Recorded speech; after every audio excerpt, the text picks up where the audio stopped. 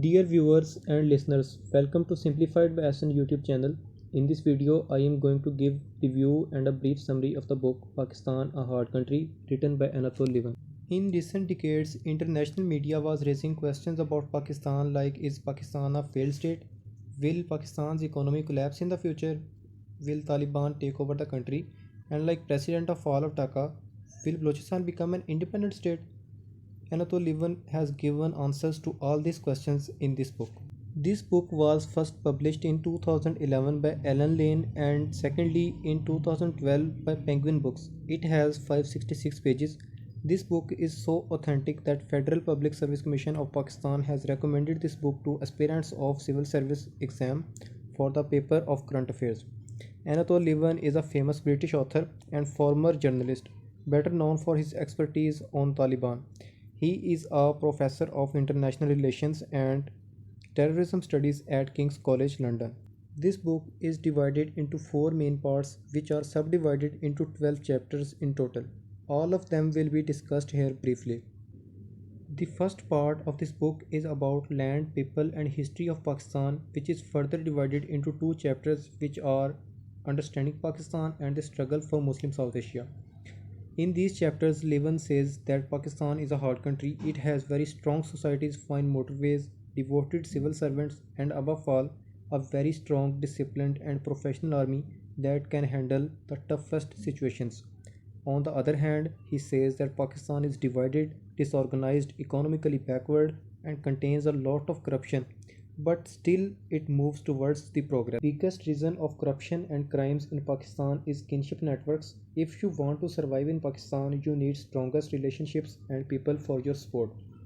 The author gives a detailed geographical history and says that Muslims and Hindus resisted the British government in subcontinent, but in 1935 Congress did not fulfill its promise of giving 50% government share to Muslims. Therefore, Muslims demanded a separate nation and by this way Pakistan came into existence. Lieven highlights the regimes of three military and one civil ruler who tried to change the country radically but they all failed. They were General Ayub Khan, General Ziaul Haq, General Pervez Musharraf and Zulfikar Ali Bhutto. He highlights the injustice acts done with Bengalis but argues that this is not a precedent for separation of Balochistan as an independent state as there were very strong reasons behind fall of Dhaka like a long distance of about 1000 miles between East and West Pakistan and support of Indian Mukti Bahini to Bengalis. In second part of this book, Anatol Lieven brings the reader's attention at state structures like justice, religion, politics and military. He tells how these structures work and what are their merits and demerits. Talking about the justice, author says that below High Court everywhere is corruption as a police officer said to him that in Pakistan the only way to treat a criminal is to kill him, otherwise people of his brotherhood will bribe the police and courts and he will be released. He says that there is a competition of different laws and proceedings in Pakistan like state law, Shariat laws, Jirga and Panchayat system and bribery is a major cause of injustice and the biggest problem is that judiciary and police works on same old patterns and there is a lack of modern sense and technology. There are a lot of cases undecided which seems as failure of the judiciary. Jirgas and panchayats have been declared illegal by higher courts many times, but they are still working. The next chapter here is about religion. According to the author, religion played a very important role in establishment of Pakistan as reason for demand of Pakistan was to get a separate homeland to practice lives with teachings of Islam. After 9/11, world was thinking that reason of terrorism in Pakistan is Islam, but Lieven argues that there is a very low support of general public to Islamist parties as leaders of these parties are not modern and they have no economic and development plan. The author gives a brief history of Islam in Pakistan and says that Islam was separated in Pakistan by saints and majority of them were from Afghanistan. Now successors of many of those saints are politicians and some are peers who give psychological and even medical help to their followers. He also highlights death of Abdul Rashid Khan and incident of Red Mosque and says this incident was held due to religious reasons.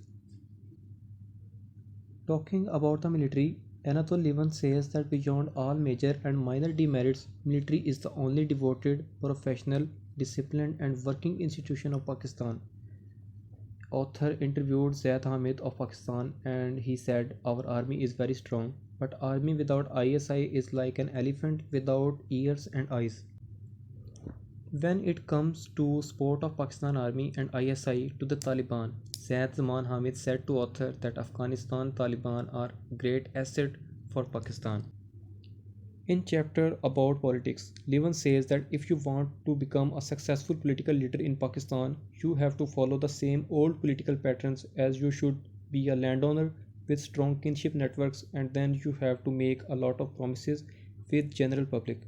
The biggest problem of Pakistani politics is that it lacks ordinary and good politicians and except MQM all political parties are owned by big landowners and they are dynastical parties. A politician's life is very disturbed as they first promise their followers for patronage and when they become state officials, followers continuously irritate them for several illegal compensations. Anatol Lieven says that South Asia is a region of dynastical political parties where many devoted politicians were killed. Zulfikar Ali Bhutto of PPP, Gandhi and his wife of India, Sheikh Hasina's father and Begum Khalida's husband were killed in Bangladesh. The third part of this book is about the provinces of Pakistan and the first chapter of this part is about Punjab. Punjab is the biggest province in terms of population and majority of soldiers and officers of Pakistan armed forces are from Punjab. Punjab is more strong, progressed and developed in means of education, economy and politics than other provinces. However, in 2009 to 10, its revenue from budget was reduced from 65 to 51.74% in order to balance the budget share in other provinces. Geographically, Punjab has three regions as Central, North and South Punjab, but on the basis of language, it has a lot of regions as there are many subtypes of Punjabi language. Author also mentions Faisalabad city in this chapter and says this city is truest evidence that Pakistan is not a failed state. Islam came in Sindh with Muhammad bin Qasim's arrival and more than 80% of people converted to Islam. After 1947, many Muhajir came to Karachi city of Sindh. They were ordinary and educated middle class families but they were not being treated in a good manner. Therefore, Altaf Hussain from Muhajir community made a political party named MQM which author regards as truest modern and devoted political party without any dynastical background. Anatol Lieven also visited MQM headquarters in Azizabad and said that they were controlling media and journalists from there. Out of Karachi, one will see Sindhi feudal landowners who are hereditary chieftains of their tribes. They are famous for giving illegal punishments, especially to women. The example can be Mukhtar Mai case. There is a custom in Sindh of giving minor and major girls to aggrieved parties for dispute settlement. Anatol Lieven says that as like Sindhi Vaderos, there are Sardars in Balochistan first as same as Vaderos. They are also known to give illegal punishments, especially to women. Quetta city of Balochistan is known as Little Paris because of its educated people, but outside of Quetta, there is a world of tribes. Author gives details on the history and current situations of different tribes of Balochistan and highlights the issues between Nawab Akbar Bugti and army. He said that Nawab Akbar Bugti's death is still a suspicious incident as Bugti says that he was killed by army and army says that he was killed in an accident during a military exercise. A live example of illegal punishments given by Balochi Sardars is here. In late 2010, a jirga buried 4 girls alive because they wanted to marry boys of their own choice. The lady police officer responsible for post-mortem said author that all girls were virgin. She said she faced and handled these types of cases as a routine matter. The author includes a detailed chapter on Pathan areas including KPK and Fata. British gave the name Pathan to people living in these areas. During British era, Britishers never entered their ground forces in these areas as people of these tribal areas considered this thing against their integrity. But after 9/11, Pakistani government entered military in Fata, due to which situations became very worst. On the other hand, Taliban took power in Swat and demanded for promulgation of Nizam-e-Adl as a new justice system.